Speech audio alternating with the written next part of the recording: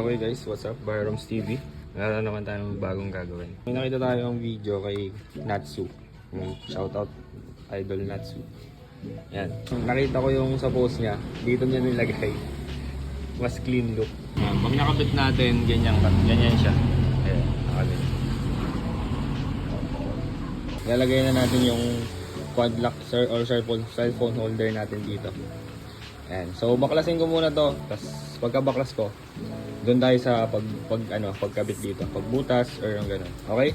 Let's go. Ayan. Ito lang parang cowling, inner cowling or yung nasa loob na cowling yung naman yung kailangan natin. Kaya ito na tinanggal ko. Yan yung natin panel. Yan na siya. So ito na babanatan na natin. Bubutasan lang natin dun sa may gitna.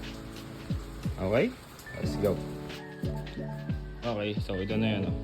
So ito kasi, kaya naglagay pala ako nito. Para itong, yung padlock kasi natin may ganito, may vibration damper. So magiging ganito siya. Ayan. Pangit yung lapad niya dito. Parang hindi siya makakagalaw ng ayos. Kaya nagawa. Ipit na ipit to. Tatama agad dito. So dito, ayan, ginanyanan ko. Para may allowance siya. Para makakagalaw yung damper. Makakaganyan. Tinabasan ko lang to ng konti. Yung loob pinalaki ko para pumasok pang inner niya. Parang ganyan. Flat yan. Okay. Yan. Tapos minarkahan ko na rin sa gitna yan. Binagsakonan ko ng tornilyo yan. Ayan. Nga pala ito guys, M5 to. M5 na flat head. Tapos size nito 35mm. So mamaya if sobra-sobra yung haba niya, tatabasan ko na lang to dito. Para dito sa loob hindi ganun kahaba. Kasi tingnan niyo ganyan hindi ganyan kahaba yan. Tapos mamaya pag natabasan ko, bigay ko sa inyo yung size. Alright, let's go. Ayun mga tol, nabutasan na natin. Pasok na siya. Saktuhan lang, wag yung maluwag. Wag yung sobrang luwag, wag rin yung maganda yung medyo masikip-sikip. Ayan. Butas nga lang. Lagyan ko na lang ng sealant to or ng gasket maker para hindi tumulo, hindi pumasok yung tubig. Tatabasan ko na lang siguro to. Okay, so ayun, natabasan ko na. So ito yung sukat niya. Nasa 2.5 cm, 25mm. Okay? Pero para yun dun sa ganito lang ha, nung may ganitong washer.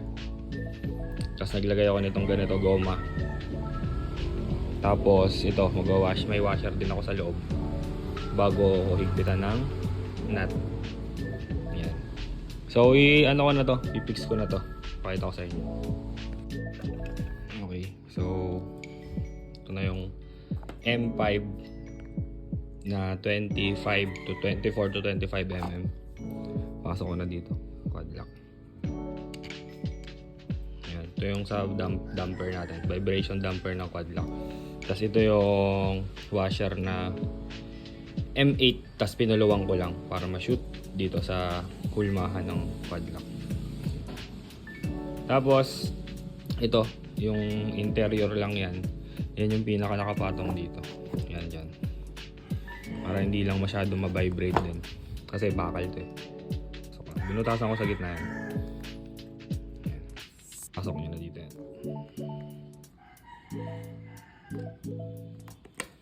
Yahoo. Tapos bago ko patungan nito, lalagyan ko na muna siya nitong hardener. Ayan, itong paligid. Gasket maker ata to. Basta para hindi lang tumagas yung tubig.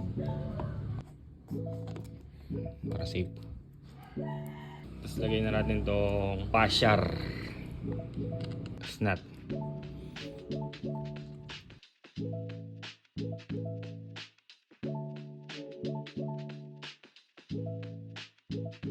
Okay na yung maraming na yan, hardener or gasket maker. Semi-waterproof din naman ata yan. Yan kasi yung gamit ko dun sa sa rear light. Higpitan natin.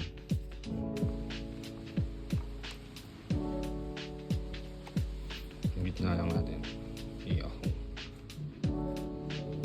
Yahoo! Ano na yan? Higpit na yan. Hindi na gumagalaw. So ang next step is itong padlock naman na to. Ito naman.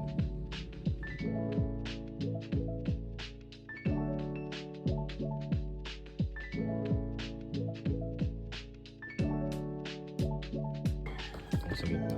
Mahalaga itong may ito. Tapos, ibabalik na natin to. Okay? Ayan, magiging ganyan na siya. Kakabit ko lang yung mga tornilyo dyan. Ayan, tapos pakita ko sa inyo mamaya pag nakabit na. Okay? Let's go!